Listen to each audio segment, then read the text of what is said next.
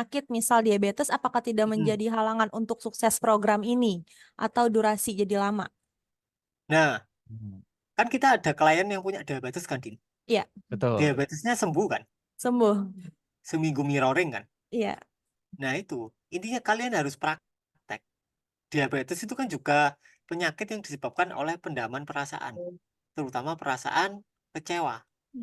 Kalau kalian kehidupannya banyak kekecewaan dan kalian nggak mau mengalami kekecewaannya secara total, ya lama-lama jadi diabetes.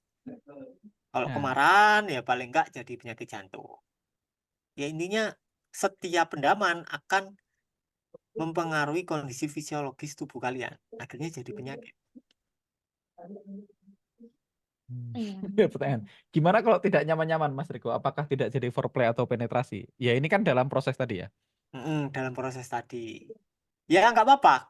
Intinya kalau sudah berkurang dikit gitu, ya nggak apa-apa dilanjut aja.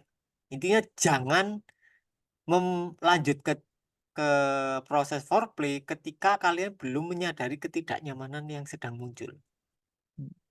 Oke? Bukan jadi nyaman ya, kita menyadari ada ketidaknyamanan. Lama-lama jadi nyaman. Intinya kayak gini. Kalau sudah disadari. Misal ini botol ya. Hmm. Botol isinya kopi. Kalau Hmm. disenggol kan tumpahnya kopi kan. Hmm.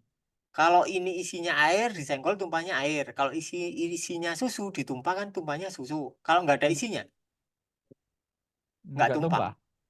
Artinya kalau misal ini adalah pendaman ketakutan kita. Terus kita pelukan sama istri nih. Otomatis ini terpicu, ini tumpah. Kopinya tumpah.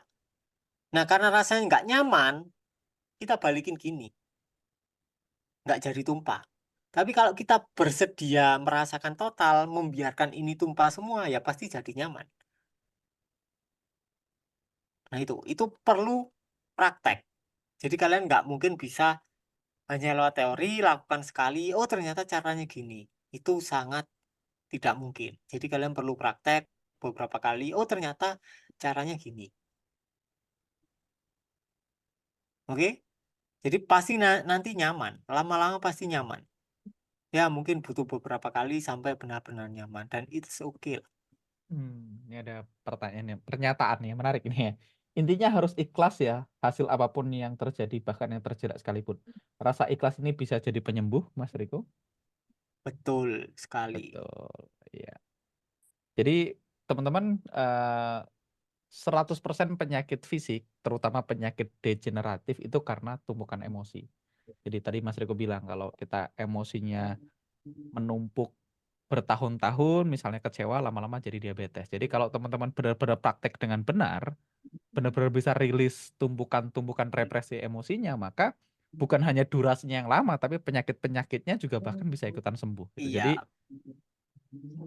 Jadi Iya, jangan khawatir kalau wah tapi saya diabetes Mas. Nah itu saya diabetes itu kan juga sesuatu yang labeling kan. Saya diabetes iya, itu Rika. labeling jadinya. Oke, harus menerima dan melepasnya. Iya, menerima dan kalau dia melepas biarkan lepas ya. Iya, kalau lepas Kalau dia biarkan mau tinggal dulu ya biarin dulu kan gitu. biarin dulu. Oke, lanjut Mas Riko.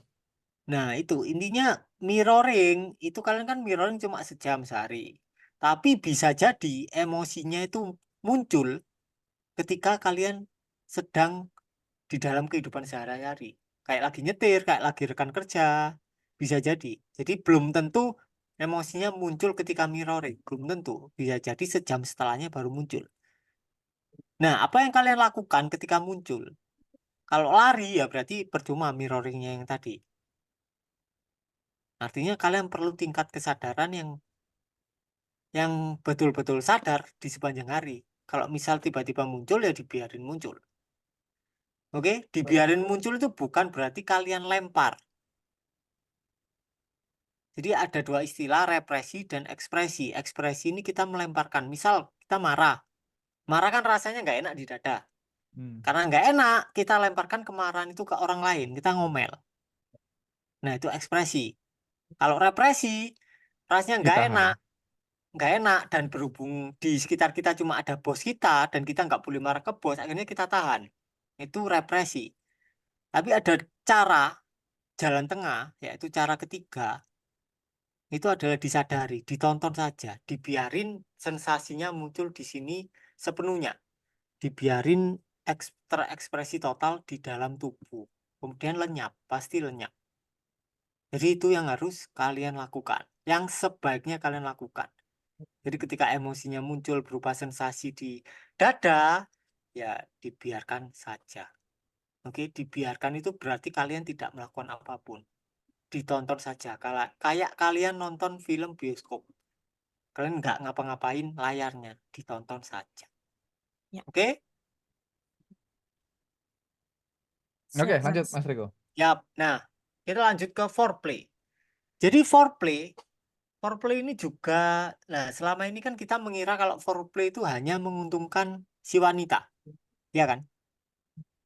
Padahal foreplay itu justru lebih menguntungkan kaum pria.